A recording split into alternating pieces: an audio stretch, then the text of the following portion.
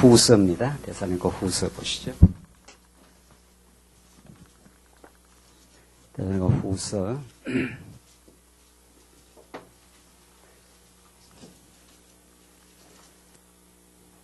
예. 우리 신약성경 데살로니가 후서 2장의 3절 말씀입니다.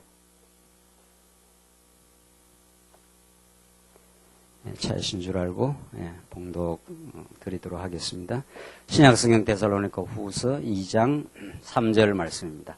아무도 너희를 어떤 식으로든지 속이지 못하게 하여라. 이는 먼저 배교하는 일이 일어나고 불법의 사람 곧 멸망의 아들이 나타나지 않는 한 그날은 오지 않을 것이기 때문이다. 그는 신이나 혹은 숭배의 대상이라고 일컬어지는 모든 것에 대항하여 자신을 높이고 하나님의 성전에 앉아 자신을 하나님이라고 주장할 것이다. 우선 4절까지 봉독 드렸습니다. 우리 지금 신학원 입안에 지금 진리 생활 체제 무장의 복음, 우선 그 맥락에 좀 집중적으로 지금 우리가 말씀을 나누고 있습니다.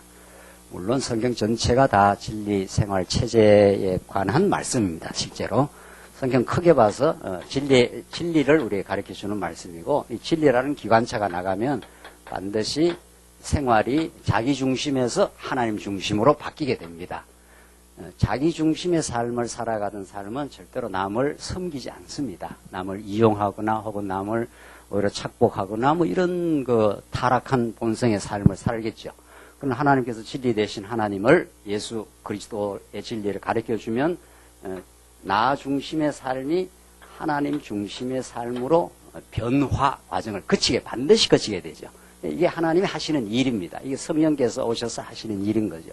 그러니까 실제 여러분과 저는 진리의 말씀을 늘 공급받는, 오늘도 진리의 말씀을 이렇게 공급을 받고 집에서도 여러분들 말씀을 사모하시고 또 뭐 이런저런 공부 모임을 통해서 진리의 말씀을 공급받는 거는 너무도 중요한 거죠. 그것이 가장 하늘 양식이니까, 양식 없이 우리가 힘을 쓸 수가 없으니까.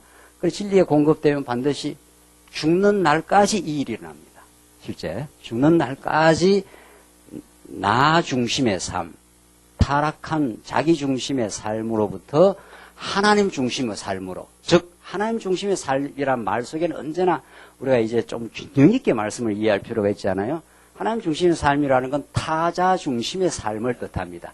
지체 중심의 삶. 어른이 집안에서 점점 아버지가 되고 할아버지가 되면 자기 중심으로 사는 게 아니라 사랑의 대상을 섬기고 사랑하며 그렇게 타자 중심의 삶으로 가는 거죠. 그게 성숙 아니겠어요? 반드시 이 과정이 있습니다. 오늘 본문의 내용은 이 빌립보서, 골로새, 데살로니가 전후서가 요 생활 무장에 관한 진리입니다. 그렇게 점점 변화해가는 과정에서 뭐가 형성됩니까? 예? 체제가 형성됩니다.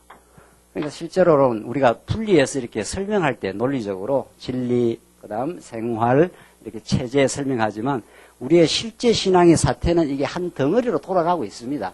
그러니까 순서상으로 차서를 보자면 반드시 진리가 먼저입니다. 그리고 생활에서 변화를 자꾸 일으킵니다. 진리의 말씀의 역사는 나라고 하는, 우리 동양식으로 말하면 소인배에서 큰 사람이 돼가는 거죠.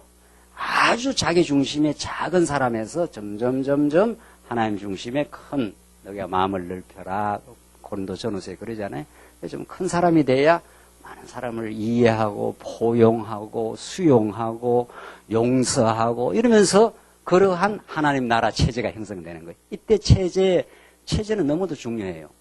공산주의 체제, 자본주의 체제 없는 삶은 없습니다. 체제란 쉽게 말하면 모둠살이, 더불어 살아가는 삶의 모습, 이런 건데, 그 체제를 무엇이 끌고 가는가? 진리라는 기관차가, 그리고 삶의 변화가, 이렇게 돼 있는 거죠.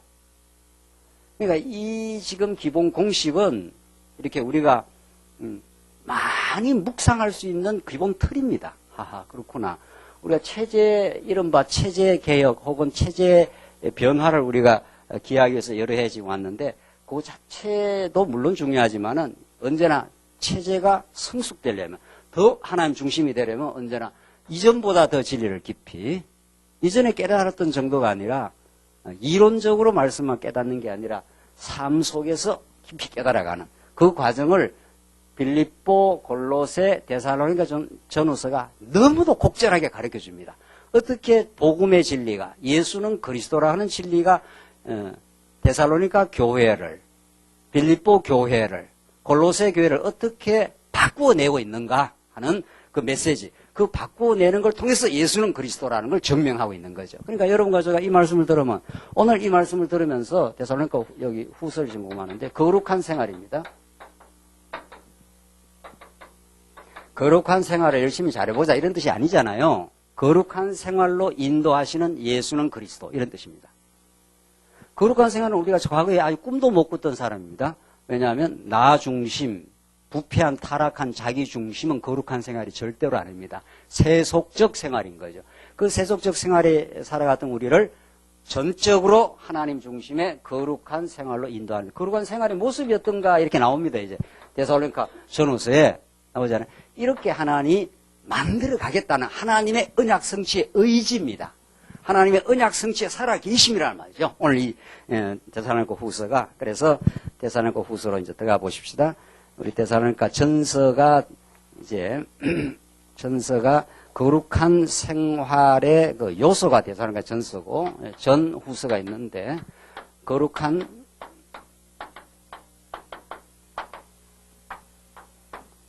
요소가 있고 후서가 거룩한 생활의 실제입니다. 이런 그 거룩한 생활을 하려면은 하나님이 이런 것들을 하나님께서 갖추어 주시는 거죠. 그게 믿음의 행위, 그 다음에 사랑의 수고, 소망의 인내. 이게 데살로니가 전서에 나온 내용입니다. 이게 데살로니가 전서에. 믿음의 수고, 한번 적어 보십시다. 믿음의 수고, 그 다음 뭐죠? 믿음의 행위. 죄송합니다. 믿음의 행위, 그 다음에 사랑의 수고, 뭡니까? 그 다음에 소망의 인내. 이거 뭐 적을 필요 없어요. 이거 여러분들 개론에 다 잘 나와 있고 너무도 잘 나와 있습니다. 그러니까 지금 이 시간은 적어도 신학원 시간은 이제 이렇게 제가 적어드리는 건 여러분들이 전체 구조를 딱 알아야 사고를 할 수가 있기 때문에 어떤 한 부분을 따로 떼서 우리는 말씀을 공부하지 않기 때문에 제가 이렇게 적어드린 것 뿐이고 그러니까 생각하시면 돼요. 여러분들이 이미 말씀을 받으셨지 않았어요? 진리의 말씀을 받았습니다. 지금 살아가고 있습니다. 지금. 그 살아가고 있는 나를 자꾸 보는 겁니다. 진리를 깨닫는다는 건. 진리를 깨닫는 건 하나님을 아는 것이고 나를 보는 겁니다. 그 하나님 아는 것과 나를 아는 것은 언제나 같이 갑니다. 정비례합니다. 하나님을 내가 많이 알았는데 나를 잘 모른다. 이럴 수가 없다는 거죠. 그 하나님을 잘못 알았거나 껍데기를 알았거나 이런 거죠. 그러니까 하나님이 거룩한 생활을 이끌어 가시는 요소를 이제 채워주시는 건데 첫째는 믿음을 주셔요. 믿음을 주면 믿음의 행위가 나오게 돼 있습니다. 나는 믿음이 굉장히 있는데 교회에서 뭐 봉사행위라든가 지체를 돌아보는 행위는 없어. 이런 말은 성립이 안 한다 이런 뜻입니다. 진짜 믿음을 하나님 주시면 살아계심이 믿어지면 평안합니다. 일단 믿음의 행위 가운데. 감사합니다. 그게 다 믿음의 행위예요. 믿음의 행위는. 그렇게 든든합니다. 우선. 믿음이 들어간 사람은. 두려움이 점점 사라져요. 그게 평안하고 두려움이 사라지고 감사하니 그 다음 그 사람은 할 일은 지체들을 돌보고 사랑하는 일밖에 없어요. 그래서 이게 하나님 알고 자기 신앙이 무장되고 강건. 여기 지금 우리가 진리생활체제 이게 뭡니까? 무장 아닙니까? 탄탄하게 무장이 된 사람은 그렇게 믿음의 행위의 삶을 살아가요. 감사하는 삶, 든든한 삶, 행복한 삶 이렇게 되는 거죠. 그 다음 하나님의 진리를 깨닫고 하나님의 사랑이 우리 마음 가운데 정착이 되면 당연히 나는 교회를 사랑해 하면서 교회 와서 내가 짐지기 싫어 이런 말이 성립이 안 한다는 거예요. 사랑하는 사람은 반드시 짐을 지고 싶어요. 지체가 짐을 지우고 하는 것을 불편하게 생각을 해요. 부모가 자식이 사랑하면은 자식이 끙끙 무거운 짐을 지고 사는데 부모가 기분 좋게 이리 가는 부분은 없어요. 이렇게 가져와. 아빠가 힘이 세잖아. 하면서 짐을 져줘요. 왜? 사랑하니까. 사랑의 대상이 짐지는 거를 불편하게 생각해요. 오히려. 그래서 사랑의 수고가 나오게 돼요. 이게 거룩한 생활이에요. 이 거룩한 생활이라는 그 정확한 정의가 이렇게 데살로니가 전서에 잘 나와 있습니다. 너무도. 셋째, 소망의 인내. 소망은 아직 이루어지지 않은 거예요. 소망은 바라보는 것이고 이루어지지 않는 꿈입니다. 일종의. 하나님 우리에게 어떤 소망을 주셔요. 어떤 소망? 더 정확하게 하나님 나라의 소망을 주셔요. 그거는 이 땅 위에 지금 이루어지지는 않았지만 그건 궁극적으로 이루어질 내용이에요. 그 소망이 있는 사람은 잘 견뎌내잖아요. 소망을 잃으면 못 견뎌요. 지금 월세집을 사는 사람이 다시는 내가 아파트 분양을 받을 수 있는 가능성이 없다. 이러면 그 월세집 사는 게 굉장히 힘들잖아요. 그러나 몇 년만 지나면은 뭐라 그럽니까? 아파트 돈 내는 거. 청약 부금. 그거 넣어서 몇 년만 지나면 반드시 아파트 내가 맨 주인 눈치 보면서 살아가야 되는 그 이 어려움을 극복하여 그렇다 하면은 3년 동안 청약 부금 3년 동안 드는 동안 힘들질 않습니다. 그 월세집이 오히려 소망이 있습니다. 소망은 이루어지면 사실은 없어지는 겁니다. 그러니까 이 땅 위에서는 좀 덜 이루어지는 게 좋아요. 이 말이 또 너무 어려워서 잘 이해를 못 하시는. 소망은 그냥 있는 거예요. 반드시 영원한 나라로 이루어질. 그것이 있기 때문에 오늘을 잘 어떻게 합니까? 인내, 잘 견뎌내요. 그래서 천국 가면은 다시는 소망, 믿음 필요 없어요. 그냥 사랑만 있다는 게 그런 뜻이에요. 천국 가기까지가 그게 우리의 소망이란 말이에요. 그 소망 때문에 우리가 오늘의 시련과 어려움을 견뎌내는 거죠. 그래서 하나님이 그게 뭐 하는 생활이라고 해요? 거룩한 생활. 이걸 누가 이루어주신다고요? 하나님께서 약속대로 예수를 통해서 이러한 걸 이루어주시겠다. 자, 이게 이렇게 이루어지면 그 다음에는 실제는 뭐 그냥 그 다음에 진행되겠죠. 실제. 그래서 참 이렇게 성경이 이렇게 자연스러운 논리로 흘러갈 수가 없습니다. 오늘 1장 내용, 데살로니가후서가 우리 좀 전체를 지금 잡는 거니까 1장이 합당한 성도로 생활하는 거예요. 이게 첫째는 다시 고린도후서 합당한 성도로 생활하고 두 번 2장 오늘 내용 굳은 신앙으로 생활하고 셋째는 뭐죠? 규모를 갖추어 생활하고. 자, 보십시오. 이게 지금 데살로니가 우리가 오늘 공부하는 이 내용인데 이 내용을 정말 숙지하고 이 내용대로 하나님 우리 신앙을 무장시켜 갑니다. 어떻게? 보십시오. 우선 합당한 성도. 합당한 성도 우리 지난 시간 우리 공부했는데 하나님 환난 중에 두셔서 우리를 잘 인내하게 한다. 그 말이 우리 데살로니가 후서 1장 다시 한번 보십시다. 1장 4절. 그러므로 너희가 겪은 온갖 박해와 환난 가운데 나타난 너희의 인내와 믿음을 인하여 우리가 친히 하나님의 여러 교회에서 너희를 자랑한다. 하나님이 우리를 인내를 키우고 믿음을 키우려면은 뭐를 갖다 붙인다는 겁니까? 오늘 본문의 말씀에 따르면은 온갖 뭐라고요? 박해와 환난을 주십니다. 그러니까 환난이라는 건 우리 택한 백성들을 위해서 주는 겁니다. 불택자한테 위해서 주는 게 아니고 우리 택한 백성들에게 환난과 박해를 주시는 거죠. 그래야 우리가 그 환난 속에 인내하게 되니까 그게 성도의 합당한 성도의 생활입니다. 합당하다 하는 건 성도라면 그렇게 하나님이 만드신다 이런 뜻입니다.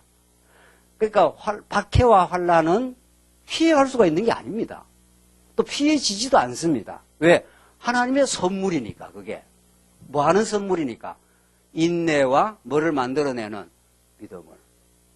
그래서 불풀물을 하나님 그치게 합니다. 광야를 불풀무라 그러기도 하고 그럼 그치게 하는 거 아니에요. 우리 어떻게 그 광야를 피해 나가겠어요. 그걸 거쳐야지. 그래서 하나님이 그렇게 일장에 그 다음에는 이제 굳은 신앙입니다.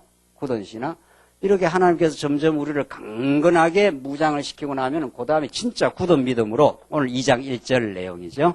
우리 1절로 2절까지는 지난 시간 공부했고 3절 한번 봅시다. 어떻게 굳은 믿음으로 세우는가 하면 아무도 너희를 어떤 식으로든지 속이지 못하게 하여라. 이는 먼저 배교하는 일이 일어나고 불법의 사람 곧 멸망의 아들이 나타나지 않는 한 그날은 오지 않을 것이다. 이제 불법의 사람 멸망의 아들 이 적그리스도 중에 그 대빵인 거죠. 이런 자가 나타날 때까지 계속 이제 어려운 일이 배교하는 일을 한다는 거예요. 4절. 그는 신이나 혹은 숭배의 대상이라고 일컬어지는 모든 것에 대항하여 자신을 높이고 하나님의 성전에 앉아 자신을 하나님이라고 주장할 것이다. 내가 하나님이야 하고 그리스도의 몸된 교회에 차지하고 이제 들어온다는 거예요. 지금 자유주의 신학, 온갖 종교 다원주의 이런 그 주장들은 인간이 뉴에이지 이런 주장들은 인도의 그 힌두교 똑같은 맥락이에요. 인간이 신이 될 수 있다는 거예요. 이 브라만에 동참을 할 수 있다는 브라만 우주의 원리, 신의 원리가 있는데 아트만이라고 하는 이 자아가 브라만에 합의를 하면은 신적 존재가 된다. 똑같은 이야기예요. 그게 뭐 뉴에이지든지 뭐 종교 다원주의 그런 사상이 우리 교회를 계속 공략해 들어온다는 거예요. 우리는 그걸 쳐내는 거 아니겠어요? 아니야. 하나님만 여호와시고 우리는 그의 피조물, 그의 사랑받는 대상, 이 그 절대적인 진리를 지켜가는 거죠. 그러나 이 불법의 행행을 하고 결국은 인간이 신노릇하는 이런 일이 반드시 일어난다. 그러니까 종말이 갈수록 그런 사상은 점점 부각이 됩니다. 우리 주변에. 신천지 뭐 어쩌고 저쩌고 하는 모든 것들이 다 그런 건데 5절 한번 봅시다. 내가 너희와 함께 했을 때 이것들을 너희에게 말한 것을 기억하지 못하느냐. 너희가 아는 대로 지금은 그를 막는 것이 있지만 그는 자신의 때가 오면 나타나야 될 것이다. 지금은 좀 이렇게 방해를 이렇게 제재가 돼서 아직은 더 이렇게 움츠리고 있는 것 같아도 반드시 기회를 보고 있다는 거죠. 7절 불법의 비밀이 이미 활동하고 있으나 지금 막는 이가 있어 그가 물러날 때까지 그렇게 할 것이다. 그때 불법자가 자신을 나타내실 것인데 주 예수께서 자신의 입기운으로 그를 죽이시고 강림하여 나타내심으로 그를 멸하실 것이다. 그러니까 종말이 갈수록 점점 불법이 성행하고 내가 신이야 하는 그런 그 잘못된 배교와 잘못된 종교 가르침이 점점 횡행한다는 거예요. 그래서 종말에 갈수록 믿는 자를 어떻게 해요? 보겠느냐. 이 예수님이 하신 말씀 아닙니까? 점점 그렇게 돼간다. 그런 중에 하나님이 자기 택한 백성들을 이제 지켜낸다. 이제 그런 거죠. 그래서 9절. 그 불법자가 나타나 사단의 역사를 따라 온갖 능력과 표적들과 거짓된 기적들과 모든 불의의 속임수로 멸망받을 자들에게 이를 것이니. 불법자가 어떻게 등장을 하는가 하면은, 그냥 등장하면 사람들이 유혹이 되겠냐 말이죠. 그러니까 얼마나 사단의 역사를 따라서 온갖 능력, 표적, 거짓된 기적, 그리고 모든 불의의 속임수 이런 것들 가지고 이렇게 능력을 보여주니까 연약한 지체들이 자꾸 넘어가는 거죠. 신천주의 지금 뭐 엄청나게 넘어갔답니다.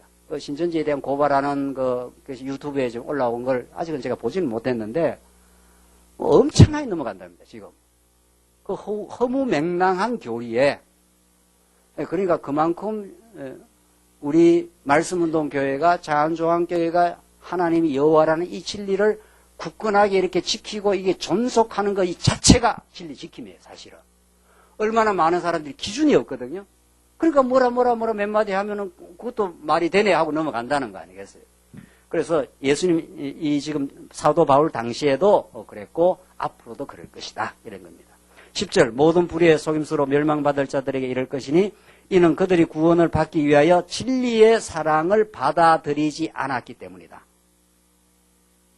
그러니까 아무나 진리의 사랑, 하나님의 놀라운 말씀 이걸 받아들이는 게 아니라는 게 분명하지 않습니까? 그들은 왜 진리의 사랑을 못 받아들이냐 말이죠. 제가 오늘 오전에도 서두에 말씀드린 대로 나가보십시오. 이제 점심 식사하고 온 천지가 연록색의 이 향연입니다. 대자연의 지금 향연이 우리 주변에 벌어지고 있어요. 우리가 조금만 마음의 여유를 가지고 이렇게 자연을 살피면은 온 천지가 하나님의 영광을 노래하는 자리예요. 오늘 같은 날은 말이죠. 그러나 불법의 사람, 하나님이 언약 백성으로 부르지 않은 사람들은 이걸 통해서 하나님의 영광을 노래 부르는 게 아닙니다. 그냥 뭐 자연이 저렇게 아름답구나 이렇게 하고 말지 저렇게 연록색의 아름다움을 합창하고 노래하는 그것이 하나님의 은혜요 능력이구나 이렇게까지 못 보는 거 아니겠어요? 그게 여러분과 저에게 주어진 놀라운 하나님의 선물입니다. 그러니까 여러분과 저는 이렇게 육체로 사는 존재가 아니라 영으로 사는 존재란 말이죠. 육체를 가지긴 했지만 육체는 하나님의 그 훈련과 연단을 위해서 이 땅에 우리를 광야 생활동을 가지긴 하지만 실제로는 영적인 눈이 떠진 거 아니에요. 그 니고데모는 그걸 몰라요. 니고데모는 대학자예요. 대학자. 율법 그 바리새인의 지도자급 아닙니까? 근데 예수님이 와서 너 거듭나지 않으면 하나님 나라 볼 수가 없어. 거듭나지 않으면 너 하나님 나라 갈 수도 없어. 그 말이 무슨 말인지를 모릅니다. 그래서 영으로 난 건 영이요, 육으로 난 건 육이라. 예수님께서 그렇게 말씀하시지 않습니까? 그러니까 니고데모는 율법을 달달 애우는 당대 학자지만은 영의 세계, 하나님의 그 진리, 그걸 못 깨닫는 거죠. 그래서 요한복음 그 다음 장이 예수님이 누구한테 찾아가는 겁니까? 요한복음 다 잊어버렸다. 수가성 여인한테 그 다음 장이 수가성 여인을 찾아가요. 수가성 여인은 남편 5 데리고 살면서 망가진 인생입니다. 죄인 중에 죄인이라는 거예요. 근데 예수님이 찾아가서 그의 눈을 띄워가지고 예수가 메시아인 걸 깨닫게 해요.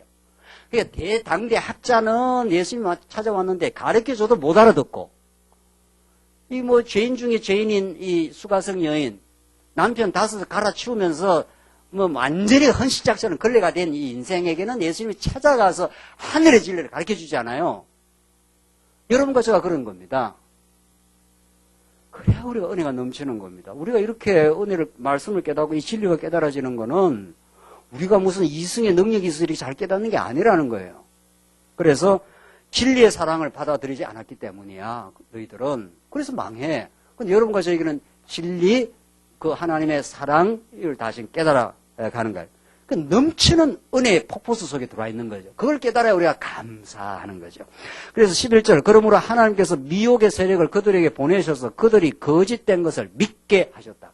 처음에 이 말씀, 처음 말씀 깨달았을 때 이 데살로니가 후서 이 11절 이거 듣고 까무라치는 줄 알았네요.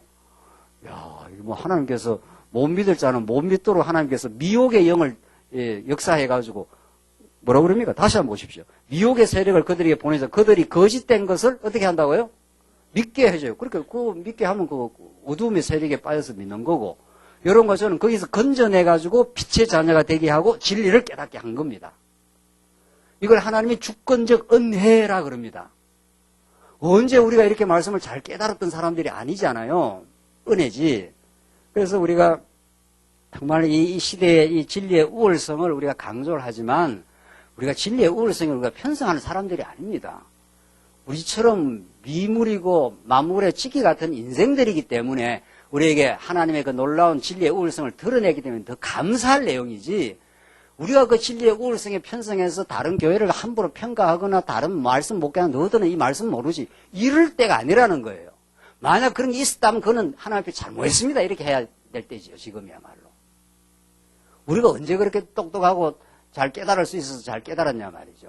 하나님의 은혜로 하나님 찾아와 주셔서 정말 놀라운 이 복음을, 하나님 살아계심의 은혜를, 이 진리를, 우리를 삶의 변화를 일으키는 생활의 무장을, 그리고 체제에 섬기는 체제로 만들어가는, 이렇게 에베소, 빌립보, 골로새, 데살로니가 전후서, 디모데 전후서, 디도, 빌립보에서 이런 질서와 이런 논리로 지금까지 가르치지 않았지 않았어요. 에베소서 따로 공부하고 빌립보서 따로 공부하고 이렇게 공부했죠. 그러니까 이걸 체계적으로 알 수가 없어요. 그래서 중국에서 지금 계속 들어오라 그러잖아요. 그 사람들은 이런 간단한 논리를 몇 번 가서 이렇게 가르쳐 줬는데도, 알려주었는데 너무 흥분해요. 그러면 장로님은 그 사람들 흥분도 안 하네, 지금. 하도 들어가지고. 또 뭐 진리생활체제냐, 뭐 이럴 수도 있어요. 그거 아니에요, 그런 거. 그 사람들은 지금 처음 듣는 사람들은 성경이 에베소, 빌립보, 골로새서, 데살로니가 전후서, 디도, 빌레몬서가 이런 확고한 하나님 중심의 체계냐고 너무 놀라고 배우려고 그래요. 그래서 사실은 자꾸 복음이 전파되져 가면서 저는 그렇게 생각을 해요. 중국에 가서 우리가 복음을 이제 앞으로 전할 거 아니겠어요? 우리가 중국을 도와주는 게 아니라 중국 교회가 우리를 도와줄 거예요, 앞으로. 왜? 그 사람들은 이 말씀 들으면 너무도 감격적으로 이 말씀을 받고 있고, 그래서 그 사람들이 새로운 21세기의 세계 교회의 주역이 될 거예요. 우리 말씀 운동은 모판이 되고, 그래서 그걸 보고 우리가 다시 감격하고 놀랄 거예요. 그래서 이게 말씀이 고여 있으면 우리가 좋은 감각도 그렇게 안 생긴다는 거 아니에요. 오히려 중국으로 필리핀으로 지금 땅끝으로 복음이 막 돼 가면서 이거 봐라. 그 사람들이 얼마나 복음을 전하면 하루 종일 가르치는데도 그걸 막 받아 적으면서 좋아하잖아요. 자, 그래서 정말 하나님께서 우리들에게 그런 그 은혜를 깨닫게 하시고 이 미혹의 세력은 그들에게 불택자들에게는 거짓 것을 믿게 하신다. 12절 이는 진리를 믿지 않고 불의를 좋아하는 모든 이들이 심판을 받게 하시려는 것이다. 그래서 이 하나님을 모르도록 이미 만세전에 그렇게 정해 놓은 그 사람들은 그렇게 진리를 믿지 않고 불의를 좋아하는 그런 대일에 동참이 될 것이고 하나님께서 여러분과 저에게는 진리의 대일에 동참하도록 하나님 놀라운 은혜 가운데 이렇게 옮겨놔서 이런 복된 말씀을 지금 듣고 있습니다. 13절 보십시다. 13절 보시면은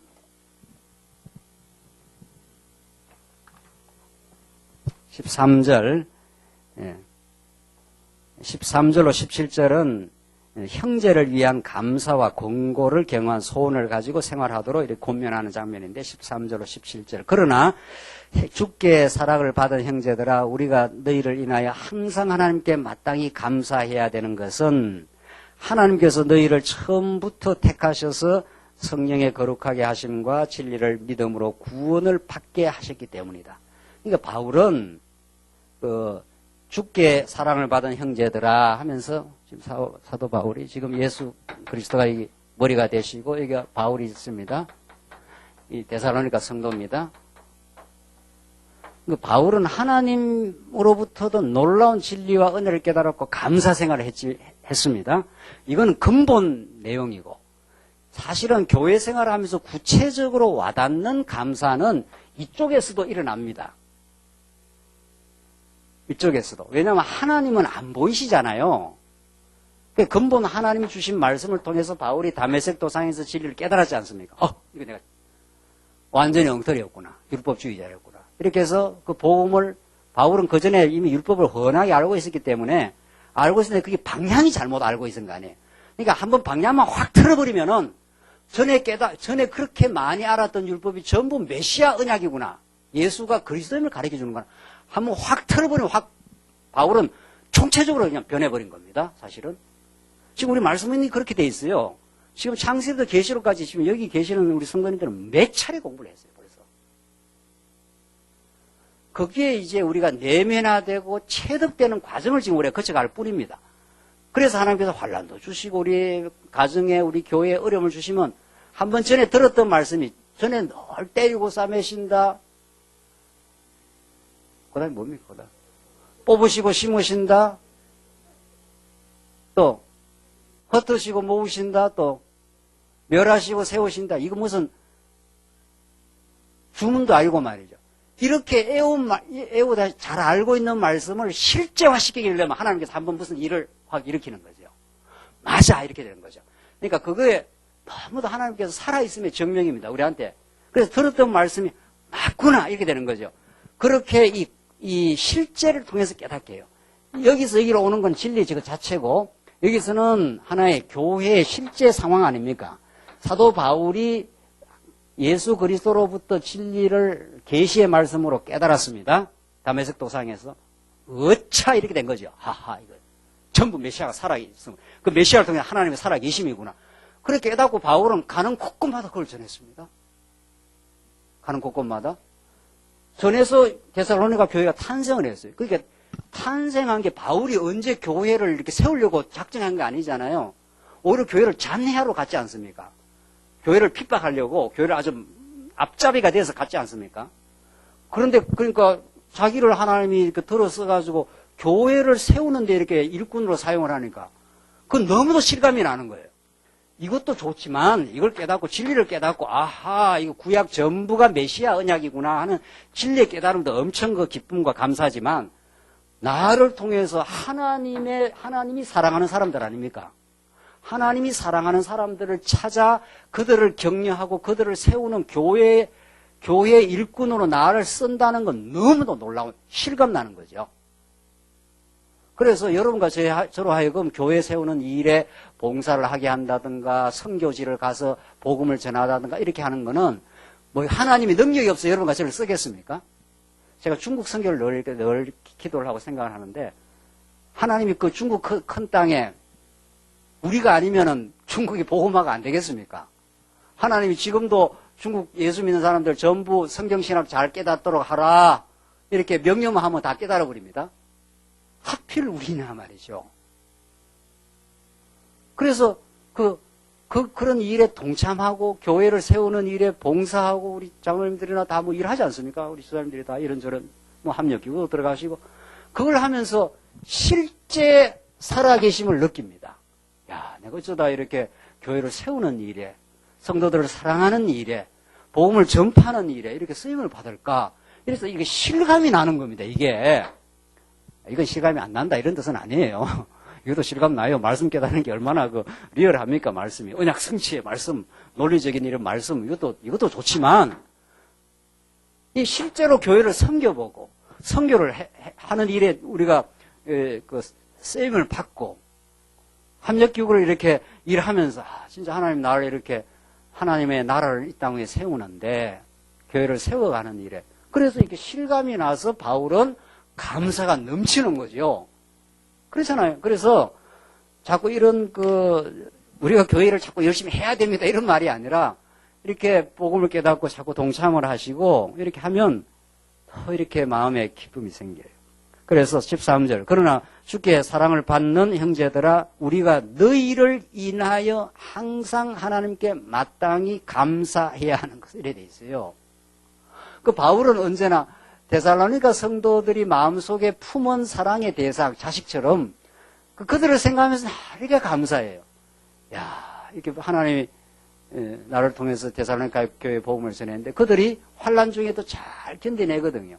여러분 자녀 다 키우지 않습니까? 자녀가 어릴 때는 막 짜증 부리고 뭐 이렇게 하다가 점점 크면서 세상에 어려운 일이 와도 잘 견뎌나가고 이러면 부모가 얼마나 대견하고 감사하고 그러지 못합니다. 네. 그러니까 이 교회는 가정하고 똑같아요.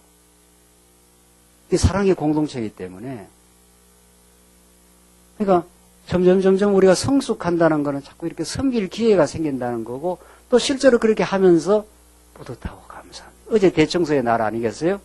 대청소에 와서 돈이 나옵니까? 누가 뭐 대청소한다고 누가 그러니까 그냥 본인들이 좋아서 하시는 거란 말이죠. 그러면서 같이 수고하고 이렇게 하면서 이게 하나님 나라구나.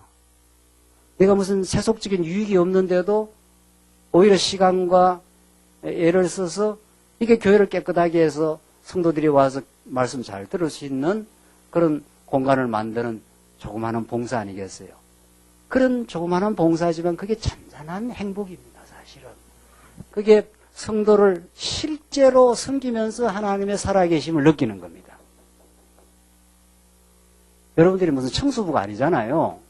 다 집에 가고 직장에 가고 다 여기 그렇게 하실 거 아니에요. 근데 왜 빗자루 들고 쓰고 따고 그렇게 하냐 말이죠. 그래서 성도를 사랑하는 마음, 교회를 사랑하는 마음으로 하면 한없는 감동으로 다가와요, 우리가. 사도 바울이 그런 마음이에요, 지금. 하나님께서 너희를 처음부터 택하셔서 성령의 거룩하게 하심과 진리를 믿음으로 구원을 받게 하셨기 때문이다. 참, 이거, 너희들이 이렇게 진리를 깨닫고 성령께서 거룩하게 하셔서, 이게 나오잖아요? 우리가 주제가 뭡니까, 지금? 데살로니가 전후서가 주제가 뭐예요? 거룩한 생활로 무장 아니겠어요? 거룩한 생활의 반대가 뭡니까, 반대가? 옛날. 세속적 생활. 이게 세속주의입니다. 세속주의라는 건 복잡하지 않아요. 간단해요. 세상의 가치로 행복하려고 하는 거예요. 세속주의는. 하나님으로 행복하고 하나님의 나라의 기쁨을 누려서 행복한 게 아니라 세상의 가치, 돈, 명예, 물질, 권력, 인기. 세상 사람들은 다 이쪽으로 가요. 그걸로. 이걸 가짜 행복이라 그래요. 이거는 조금 금방 행복한 것 같아도 조금만 지나보십시오. 행복하지 않아요. 그 거룩한 생활은 하나님을 모시고 하나님의 은혜에 감동하고 하나님의 사람들을 사랑하고 이렇게 되는 거죠. 이건 하면 할수록 행복합니다. 하면 할수록 지치잖아요. 정말 이거는 이거는 샘솟는 기쁨이에요. 거룩한 생활은. 그냥 쉽게 말하면 행복한 생활이에요. 이거는. 하나님이 진리로 무장을 시킨 사람들은 진리로 행복하게 해주겠다 이런 뜻입니다. 세상 것으로 행복한 게 아니고, 그러니까 하나님이 한번 세속적인 생활을 하게 또 놔둔다는 거 아니에요. 돈 벌어봐. 권력도 한번 가져봐. 시집가고 장가가고 다 해봐. 그게 널 행복하게 해줄 줄 알았지. 이렇게 하나님이 교육을 시켜요. 한번 해봐, 한번. 돈이 필요 없다는 것도 아니에요. 뭐 우리한테 권력이 필요 없다는 것도 아니고 하나님 주시면 그걸 잘 쓰면 되는 건데, 그렇게 해보면 공허함을 느껴요. 택한 백성은. 불택자는 하면 할수록 그쪽으로 중독이 되어서 계속 가요. 그리고 돈, 명예, 권력 다 중독적이에요. 다 중독적이에요. 이 세상은 중독으로 가득 차 있어요. 죄라는 걸 딴 말로 표현하면 중독이에요. 그래서 거기서 못 벗어나요. 택한 백성은 이쪽에 살아보면은 아니구나 이걸 느껴요. 끄덕끄덕 안 하신 분은 아니야 이것도 좋아. 좋아. 아니 나쁘다는 건 아니에요. 이거 무슨 돈이 있는 게 나쁜 거겠어요. 돈이 좀 있는 거는. 그거야 주신 거니까 하나님 주신 거니까 하나님을 기억하면 되는 거죠. 하나님께 감사하는 건 좋은 거예요. 하나님을 잃어버리고 그걸로 행복하는 한번 해봐라 말이죠. 그 탕자가 돈을 주잖아요. 아버지가. 돈을 내준다니까요. 한번 가져가서 집껏 한번 행복해보라고. 그래서 이건 아니구나. 여러분과 저는 진리를 깨닫는 건 아니구나. 이거구나. 이렇게 깨닫는 거죠. 그래서 진리를 깨닫는다는 건 여러분들 성경은 이론만 깨닫는 게 아니에요. 절대로. 이 머리만 깨닫는 게 아니라 온몸으로 깨달아요. 그리고 생활, 이런 온몸으로 이제 경험해요. 그러니까 이렇게 세속적 삶을 살다가 이제 하나님의 진리가 찾아왔습니다. 성령이 우리에게 찾아오시고 성경신학이라는 놀라운 진리가 점점 깨닫게 되면 생활로 무장돼요. 맞아. 하나님을 섬기는 거, 우리 지체들을 사랑하며 사는 거, 우리만 깨닫고 기뻐하는 게 아니라 중국을 향해, 필리핀을 향해, 인도를 향해 그 먼 땅에 있는 그들에게도, 그들도 하나님의 백성이니까. 제가 그 CGN TV를 가끔 보는데, 그 기독교 방송이에요. 그 선교사들이 그 브라질 이런 정글로 파고 들어가가지고 몇 년을 프로젝트를 정해놓고 선교를 하더라고요. 그걸 아주 요새는 그 옛날에는 그렇게 선교하는 사람들 많습니다. 많지만 그걸 뭐 어떻게 옛날에는 TV가 없고 무슨 방송 기기가 없으니까 어떻게 하는지를 모르고 그렇게 그냥 정말 고난받고 복음 전하다 쓰러져 간 사람들이 선교사들이 한둘이에요, 지금. 허다한 구름 같은 정인들이 우리 주변에 많습니다. 여러분과 제가 이렇게 복음을 전는 데는 누군가가 와서 많이 죽어줬습니다. 양화진 저기 선교사 묘지를 한 가보란 말이죠. 그래서 그걸 진짜 이게 요새 선교 현장을 막 비디오로 다 찍어가서 CGN TV에 보여주더라고요. 몇 년을 거 가서 고생하면서 그 사람들에게 말을 번역어를 만들고 그 나라 말이 없으니까 말을 만들어서 성경을 만들어서 복음을 전파해주고 오더라고요. 그걸 이렇게 보면서 말이에요. 그건 정말 하나의 하늘이 준 마음이야. 그 사람들 그냥 그 바보들이 아니에요, 선교사들이. 선교사들이 뭐 바보들이고 저기 세상에서 그런 사람들이 아니에요. 그런데 그 고난을 사서하서 그 사람들이 복음을 듣고 돌아오는 마지막 그 장면을 예배하면서 너무도 행복해해요.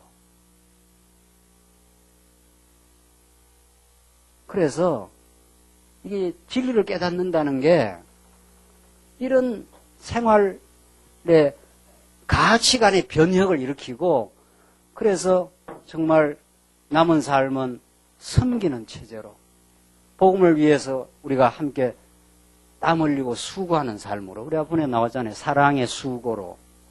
하나님의 사랑은 수고로 증명이 됩니다. 수고하지 않고 내가 하나님의 사랑을 받았다는 말은 입에 발린 말이에요. 사실은. 그래서 이런 거룩한 생활을 하나님께서 점점 이렇게 만들어 가십니다. 14절 이것을 위하여 하나님께서 우리의 복음으로 말미암아 너희를 부르셨으니 이것을 위하여 하는 건 그 앞에 성령의 거룩하게 하심과 진리를 믿음으로 구원을 받게 하는 그 일을 위하여 성령으로 점점 거룩한 삶으로 살아가면서 행복하게 하기 위하여 이런 말입니다. 쉽게 말하면 하나님 우리의 복음으로 말미암아 너희를 부르셨으니 이는 우리 주 예수 그리스도의 영광을 얻게 하시려는 것이다. 그게 거룩한 생활이에요. 그러니까 거룩한 생활은 다른 말로 말하면 예수 그리스도의 영광을 얻게 하는 거예요. 이 세속적은 세속 영광을 얻게 하는 거고, 모든 사람이 이쪽 길로 달려가고 있고, 택한 백성은 이쪽 길로 가던 자를 반대로 꺾어가지고 회개시켜가지고, 회개라는 건 회개하라 천국이 가까이 왔느니라. 방향을 이쪽으로 달려가던 사람을 확 뒤집어 놓는 겁니다. 그래서 예수를 믿는다는 건 혁명입니다. 조금 바뀌는 게 아닙니다. 우리가 삶이 개선되는 게 아니고 가치관이 완전히 바뀌는 겁니다. 어느 정도 바뀌어가느냐는 이게 하나님이 주시는 선물이고, 그건 불량이고, 그거하고 우리는 말할 필요 없어요. 왜 너는 여기까지밖에 안 왔냐? 우리 성도들이 그렇게 말하는 사람 없잖아요. 우리 장로님들은 더 많이 이렇게 성숙해서 이렇게 사는 거고, 지금 새신자는 요 정도 이제 바뀌어서 사는 거지. 그건 하나님이 주시는 분량이고, 중요한 건 방향이 확 바뀐 겁니다. 이걸 중생, 거듭났다, 이런 거란 말이죠. 이쪽으로 살던 삶이 세속 영광에 도취되듯 사는 삶, 자기 중심의 삶, 그 철저하게 병든 자아입니다, 이거는. 우리가 과거에 돈 버리는 거, 자기를 위해서 시집가고, 장가하는 것도 자기를 위해서, 권력을 잡는 것도 자기를 위해서, 아이들 공부하는 것도 자기를 위해서죠. 애를 공부를 잘해야 자기 영광이 되니까. 말은 뭐 애들 잘 위해서 한다 말은 그래 해도, 다 애 인류대학 가면 자기가 좋은 거예요. 다. 안 가면 다 싫고. 철두철미하게 인간이 그래요. 그런 인간이 하나님 중심으로, 뭐 애를 공부를 시키지 말라는 건 아니잖아요. 공부도 열심히 시키고 이렇게 하는데, 이 일이 하나님의 영광을 위해서, 우리 아이들이 하나님을 깨닫는 인생 되게 하기 위해서, 그렇게 하면 되는 거죠. 방향이 바뀐 거란 말이죠. 그걸 지금 오늘 14절이 우리 주 예수 그리스도의 영광을 얻게 하시는 것이다. 그 하나님의 영광으로 살도록 우리가. 그런 삶은 실패, 성공 이런 말이 성립이 안 되는 삶이란 말이죠. 여기서 실패했니, 성공했니, 잘 됐니, 안 됐니 말이 있지. 이쪽에 이미 넘어온 사람은 세상에서 좀 성공을 하든 세상에서 좀 실패하든 그 모든 것들이 합력해서 하나님을 배운다. 하나님의 영광이다. 이 말 아닙니까? 그러니까 우리 예수 믿는 사람은 얼마나 마음이 든든한지 몰라요. 교회 나오면 진짜 복음을 깨달았다면은, 아이고 내가 세상에서 실패했니, 뭐 세상에서 어쨌니, 이런 말들이 교회는 안 맞는 말이에요. 원칙적으로. 돈이 많니, 많이 배웠니, 안 배웠니, 이런 말이 교회에서는 원칙적으로 안 맞는 말이에요. 그 무슨 교회에서 의미가 있어? 교회는 하늘 백성인데, 하늘의 시민권을 갖고 있는데, 우리가. 천국이 우리의 것인데, 하나님이 나는 내 것이라 이렇게 우리를 이미 선택해버렸는데, 그게 하나님의 영광이요, 그리스도의 영광이요, 거룩한 생활입니다. 그러니까 우리가 세속에서는 뭐 뭘 해도 상관없어요. 돈이 좀 있어도 상관없고, 없어도 상관없고, 공부를 좀 해도 상관없고, 안 해도 상관없고, 그게 무슨 하나님 믿는데 뭐 문제가 되는 게 있습니까? 그러니까 우리가 하나가 되는 거죠. 이 기가 막힌 이사야의 환상이 우리한테 실제화됩니다. 사자가 어린아이와 뱀이 함께 뛰노는 환상이 이사야에 나오지 않습니까? 그 새하늘과 새 땅 영원한 천국에는 상함도 없고 해함도 없어요. 차별도 없는 곳이에요. 하나님 나라는. 그러니까 우리는 어떤 세상적인 조건, 세속적인 조건을 보고 만나는 게 아니고 교회에서는 그냥 하나님의 자녀로 만난단 말이죠. 이 얼마나, 그리고 하나님께서 조금이라도 우리한테 물질을 주거나 세상에 지식을 주거나 뭘 준 거는 다 다른 지체를 섬기는 도구들이에요. 그 여러분들이 여기가 있으면 하시면 돼요. 얼마나 행복하냐 말이죠. 없으면 뭐 그냥 없는 만큼 살면 되고 교회 와서. 그걸 자유라 그래요. 그걸 자유라 그런다고요. 진짜 믿음이 있으면 그렇게 자유롭게 살아요. 네. 세상에서도 지금 재능 기부하잖아요. 좀 재능이 있는 사람들은. 그게 상당히 선진국이 돼가는 증거입니다. 한국도. 세상에서도 재능을 받으면 이거는 나를 위해서라는 게 아니고 나만을 위해서라는 게 아니고 우리 하나님의 영광, 그 세상에서는 우리 사회를 위해서, 가난한 사람들을 위해서, 힘든 사람을 위해서 그 재능을 기부하며 살잖아요. 인류대학 학생들이 저 빈민가에 가서 뭡니까? 알바 한다면서, 알바 말고 가르쳐 주는 거 뭐라 그래요? 야학 같은 거, 아르바이트 뭐 이런 거 한다면서요. 돈 안 받고. 자기한테 준 재능이니까 자기만 잘 먹고 잘 살라고 준 거 아니다 이 말이거든요. 세상에서 그러는데 지금 교회는 말할 것도 없는 거지요. 말할 것도. 여러분과 저에게 조금이라도 재능이 있고 은사가 있고 여력이 있으면 정말 교회를 위해서 선교를 위해서 이 땅 위에 하나님의 나라를 위해서 이렇게 한다는 한없는 기쁨입니다.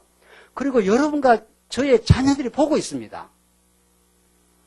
아, 우리 아버지 어머니는 저렇게 교회를 위해서 이렇게 아껴가지고 성도들을 사랑하며 사는 거구나. 그것처럼 최고의 선물이 없습니다. 저는 우리 집에서 그렇게 말해버렸어요. 집사람하고.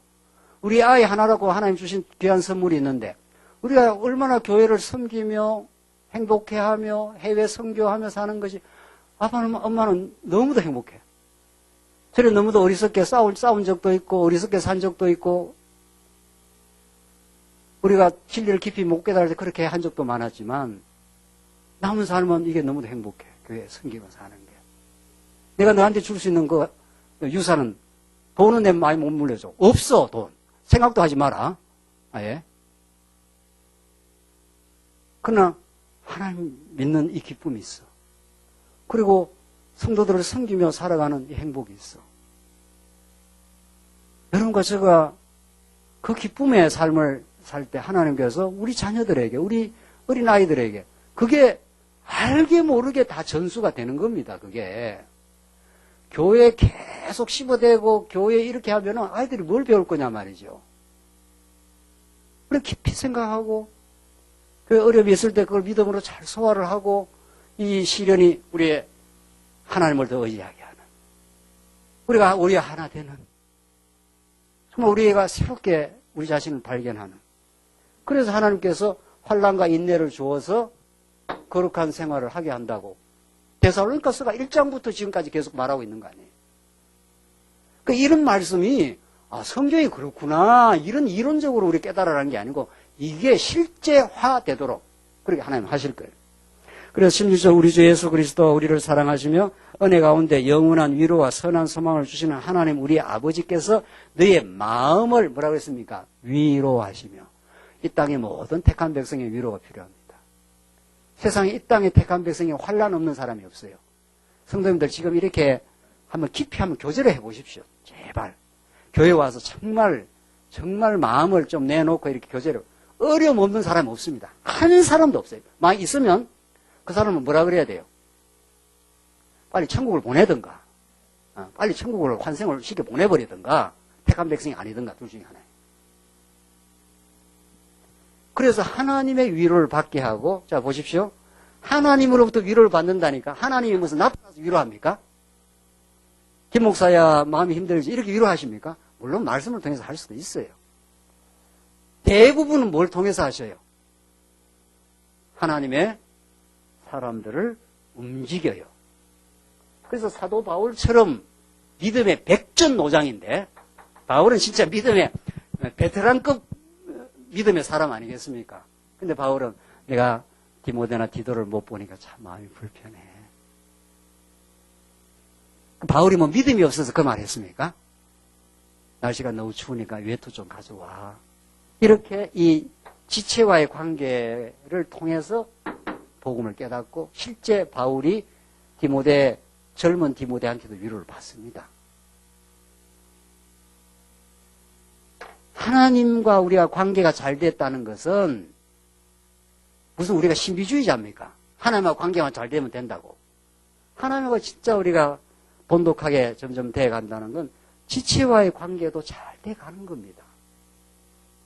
서로 위로하고 그래서 모든 선한 행실과 말에 굳세게 해주시기를 기원한다. 굳세게. 그게 오늘 굳은 신앙입니다. 하나님이 합당한 성도로 만드실 뿐 아니라 환난을 거쳐 박해를 거쳐 우리를 단단한 믿음의 사람으로 키울 뿐 아니라 굳은 믿음의 사람을 만들어서 잘 견뎌가고 오히려 우리보다 더 힘들어하는 지체들을 위로하고 그래서 하나님 살아계십니다라고 우리와 동행하십니다. 어떤 시련의 바람이 불어와도 이것은 우리 되게 만드시는 놀라운 하나님의 복입니다라고 그러는 하나님이 우리 그 고백을 하는 자리까지 우리를 인도하실 것. 이게 언약 성취의 하나님, 살아계신 하나님, 오늘 데살로니가서가 말하는 생활로 무장케 하시는 하나님에 대한 진리입니다. 이 말씀 안에 승리하시기 바랍니다. 기도하십시다. 자비하신 하나님 아버지 은혜를 감사합니다. 우리가 얼마나 허랑방탕했던 죄인 중에 개수 같은 인생이었지만 하나님 진리 안으로 인도해 주시고 이 시대에 특별한 이 성경신학의 진리 안으로 인도하셔서 이 체계적이고 질서 있는 말씀 속에 살게 하심을 감사합니다. 교회에 닥쳐온 여러 가지 일들이 우리를 더 정화시켜 주시고 더 말씀으로 의지하게 하시고 우리 성도들을 서로 위로하며 잘 견디게 하여 마침내 승리할 수 있도록 하나님께서 인도해 주시옵소서. 예수님 이름으로 기도하옵나이다. 아멘.